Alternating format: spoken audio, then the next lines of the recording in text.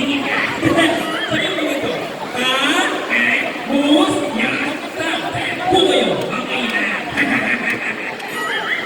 Okay, Tigo, matanong ko lang. Anak, ilan taon ka na ba ngayon? 8 years old. Wow.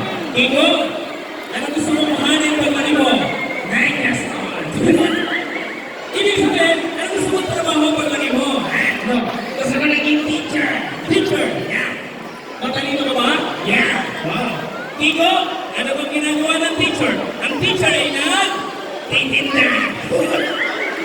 Oy, no, Tigo, maraming teacher dito, ha? Yan ako. Teacher ka kasi nagtitinda ng sino.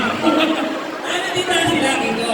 Okay, sige. Okay, Tigo, anong pwede mo regalo sa mga bata na bida ngayon? Nakatama at naman. Mga bata, gusto nyo ba mga bata si Kiko? Kiko,